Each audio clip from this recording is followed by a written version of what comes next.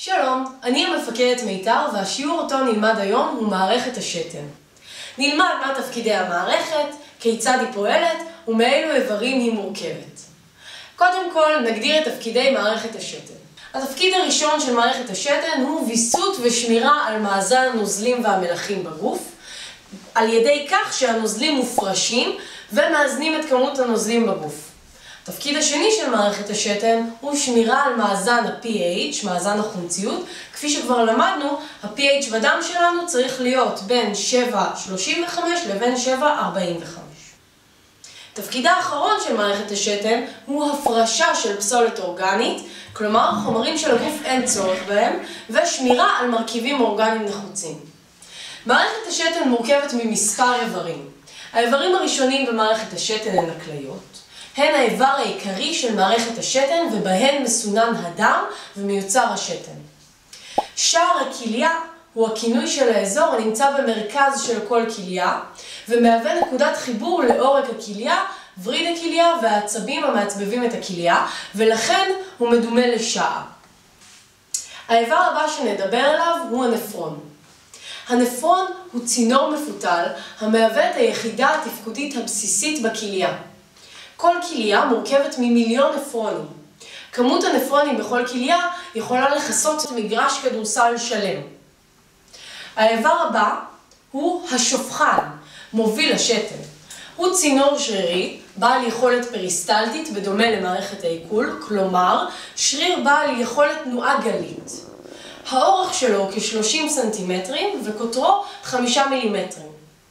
תפקידו להוביל את השתן מהכליות לשלפוחית השתן.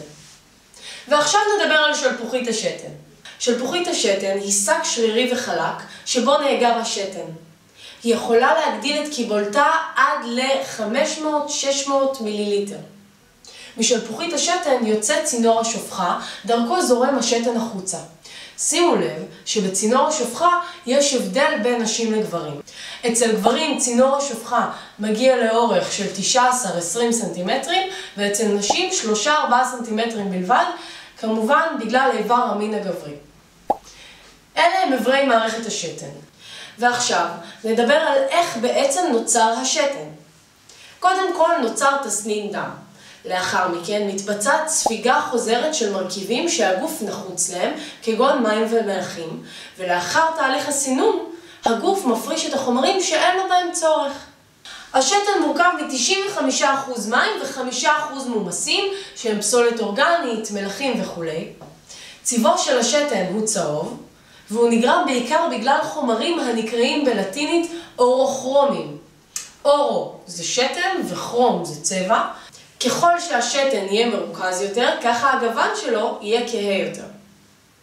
הרכב השתן משתנה על פי מצב הגוף. שינוי בצבע השתן יכול להעיד על דברים רבים, למשל על חבלה, צהבת או בליעת חומרי צבע, למשל תרופה בשם סדורל או סליק. כזכור, האיבר המרכזי במערכת השתן הוא הכליה. בכליות מיוצר לנו השתן. אבל עכשיו השאלה הנשאלת, מהם הגורמים המשפיעים על הפעולה של הכליות? התשובה לכך היא בראש ובראשונה הורמונים. למשל, הורמון בשם ADH, אנטי-דיורטיק הורמון, כלומר בעברית הורמון אנטי-משתן. הפעולה של ההורמון הזה גורמת להקטנת כמות המים המופרשת מהגוף. בהשפעת ההורמון, השתן מרוכז יותר וקיימת תחושת צמא. הגירוי הבא הוא גירוי עצבי. גירוי נוסף הוא מצב של הלם, שבהם תהיה ירידה דרסטית במתן השתן של הפצוע. הדבר האחרון הוא נוכחות רעלנים, למשל מיוגלובין, שהוא חלבון שנוצר בעת פירוק שריר. לאחר שדיברנו על כלל איברי מערכת השתן ותפקידיהם, נדבר על איך בעצם מתבצע מתן השתן. ראשית, שלפוחית השתן מתמלאת עד 200-250 מיליליטר, דבר שגורם למתיחת דופן השלפוחית וגירוי קולטני מתח, דבר שמוביל לשחרור רפלקסיבי של שרירי הסוגר הפנימי, שאחריו יבוא שחרור רצוני של הסוגר החיצוני. לבסוף, יהיה קיבוץ של שלפוחית השתן והשתנה. אולם יש לזכור כי לשלפוחית השתן יש קיבולת אגירה מקסימלית של עד משהו כמו חצי ליטר. מערכת השתן היא מערכת שלה מצבי פגיעה רבים. פציעה קשה תוביל להלם מתקדם.